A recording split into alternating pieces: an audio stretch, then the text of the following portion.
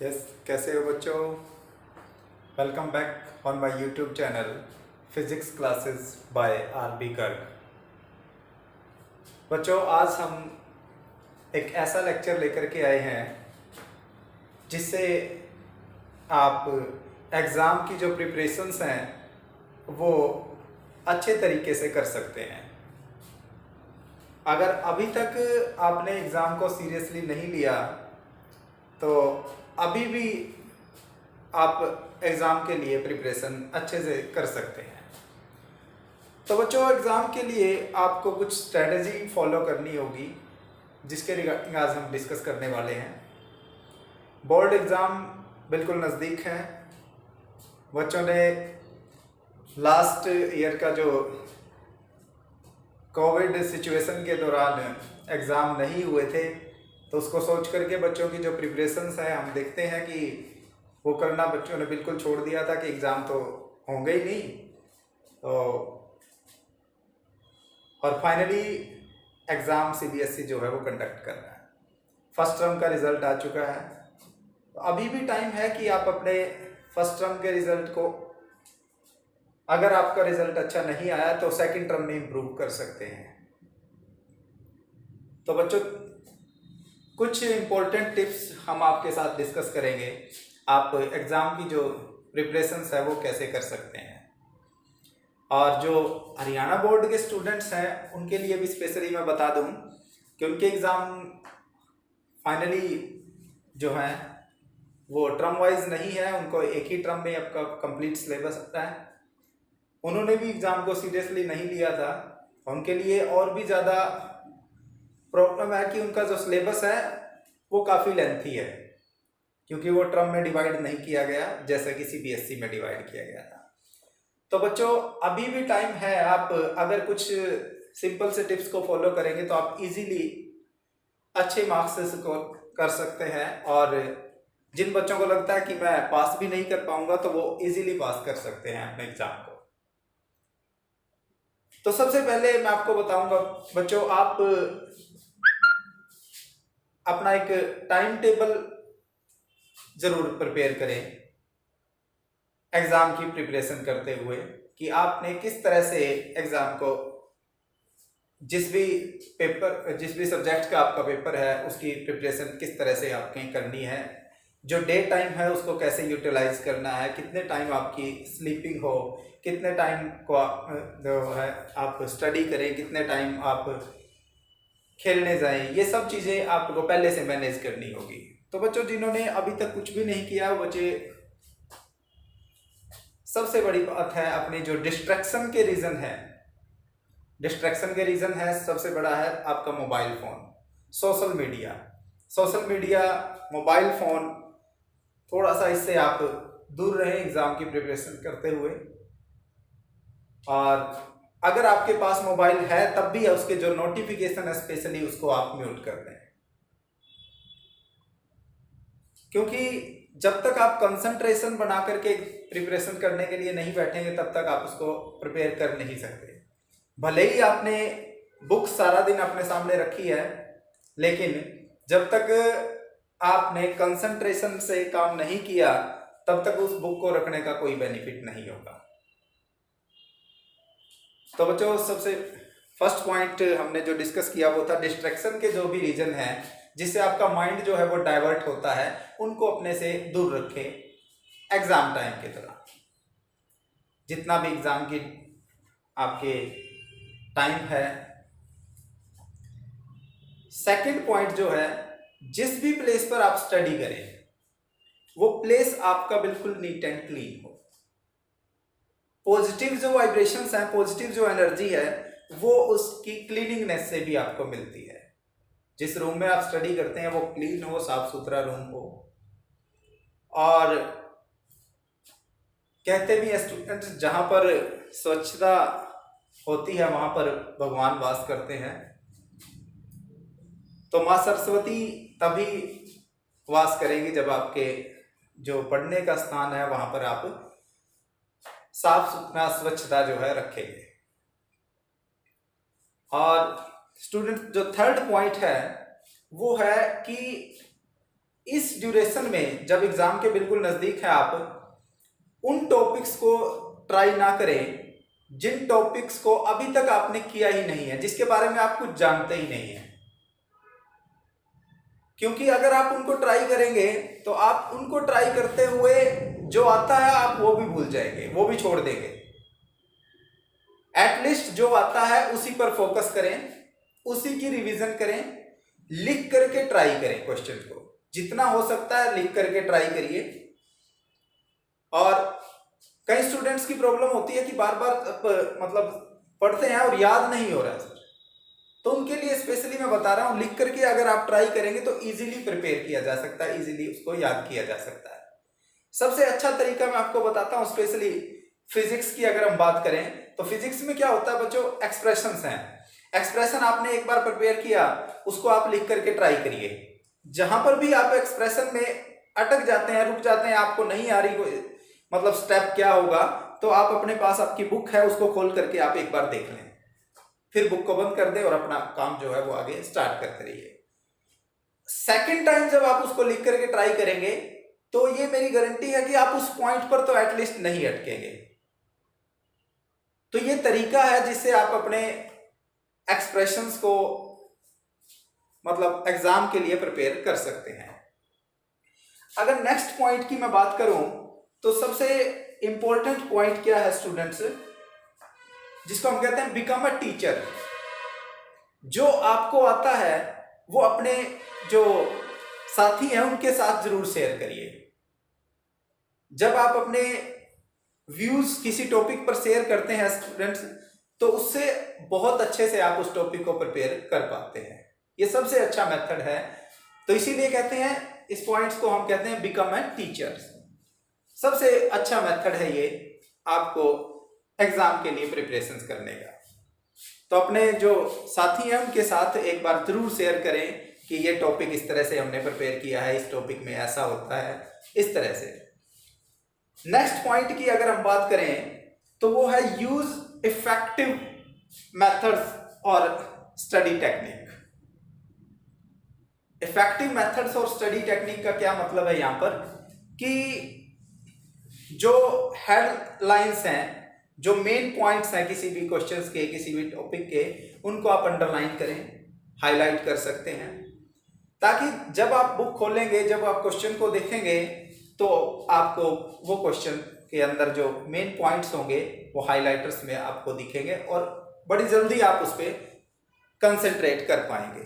तो ये study technique है कुछ। स्टूडेंट्स, अगर हम बात करें कि आप रेगुलर सुबह से शाम तक बैठ करके पढ़ते रहें, ऐसा पॉसिबल नहीं है। क्योंकि एक नॉर्मल ह्यूमन बीइंग्स के लिए जो हम मानते हैं एज ए साइंस टीचर कि इफेक्टिव जो लर्निंग का टाइम होता है, इफेक्टिव जो स्टडी का टाइम है नॉर्मल ह्यूमन बीइंग्स के लिए, वो 20 to 25 मिनट्स होता है, जिससे आप कंसंट्रेट करके पढ़ सकते हैं। उसके बाद जो आपकी माइंड की एफिशिएंसी है वो डिक्रीज होना शुरू हो जाती है। तो इसलिए आप अपनी स्टडी की ड्यूरेशन में ब्रेक जरूर दें, और वो ब्रेक इतना बड़ा ना हो जाए कि आपने ब्रेक, सर ने बोला था ब्रेक ना, ब्रेक का मतलब ये है 15 मिनट 20 मिनट हम पढ़े और 1 घंटे के लिए हमने खेलने के लिए चले गए। तो ब्रेक का मतलब है यहाँ पर अगर आपने 30 मिनट्स पढ़ाई की है तो 5 मिनट का ब्रेक हो सकता है। ठीक है स्टूडेंट्स। उसके बाद अगर हम बात करें तो सबसे इंपॉर्टेंट चीज है आपकी हेल्थ। अगर आपकी हेल्थ ठीक नहीं होगी तो आपका मन जो है वो पढ़ाई में नहीं लगेगा। तो हेल्थ भी बहुत इंपॉर्टेंट रोल प्ले करती है। Be healthy, drink excess of water, take care of your self, the most important things. ज्यादा से ज्यादा पानी पीजिए, अपने आप का ध्यान रखिए, क्योंकि जितना ज्यादा आप लिक्विड लेंगे तो आपकी बॉडी के जो टॉक्सिक मटेरियल है वो आप रिलीज करेंगे, जिससे कि आपको फ्रेशनेस फील होगी, एनर्जी का मतलब एक फीलिंग होगी। तो इसीलिए कहते हैं ज्यादा से ज्यादा पानी पीजिए, जिससे आप अपने आप को फ्रेश महसूस करेंगे। और जब भी आप स्टडी करने के लिए जाएं तो स्टडी के लिए आपके पास चेयर और टेबल हो।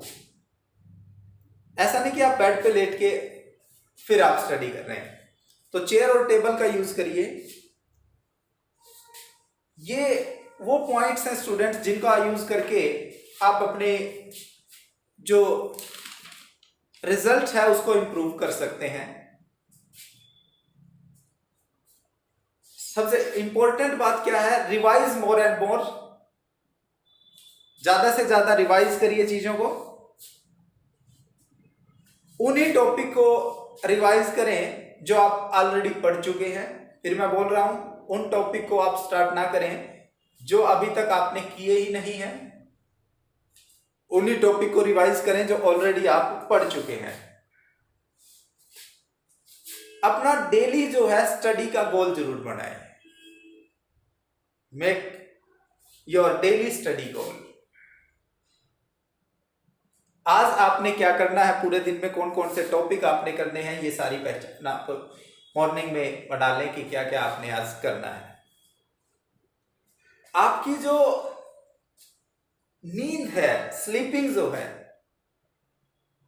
वो मस्ट है। आपको कम से कम 7 से 8 घंटे के लिए आपको रिलैक्स करना है अपने माइंड को। आपने जरूर सोना है। कुछ बच्चे क्या करते हैं, पूरी रात पढ़ते हैं और दिन भर फिर वो मतलब पढ़ नहीं पाते, रिलैक्स फील नहीं कर पाते। तो मेरा सजेशन आपको ये है स्टूडेंट कि आप डे टाइम को यूटिलाइज करिए पढ़ने के लिए, ज्यादा से ज्यादा यूटिलाइज करिए दिन के टाइम में, और रात के टाइम में बिल्कुल रिलैक्स होकर के फ्रेश माइंड से आप सो जाइए। जब आप उठेंगे तो बिल्कुल फ्रेश फील करेंगे अपने आप को, एक नई एनर्जी के साथ आप अपना नेक्स्ट डे का जो काम है वो शुरू कर सकते हैं। तो मैं आपको सजेस्ट करता हूं स्टूडेंट्स कि जो रात में पढ़ने का जो प्लानिंग है बच्चों सोचते हैं, वो अगर आप अवॉइड करेंगे तो अच्छा होगा। पूरा डे टाइम को आप यूटिलाइज करिए। और इसका मतलब ये नहीं है कि आप सोते रहें 10-12 घंटे के लिए। मैक्सिमम 7 to 8 आवर्स की स्लीपिंग आपके लिए सफिशिएंट है।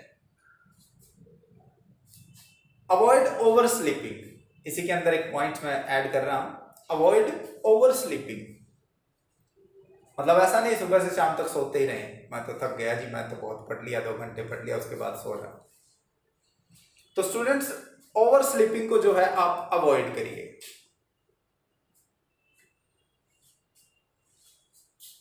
Don't be lazy. लेजी तो आपको होना ही नहीं है। और students, practice previous year question paper.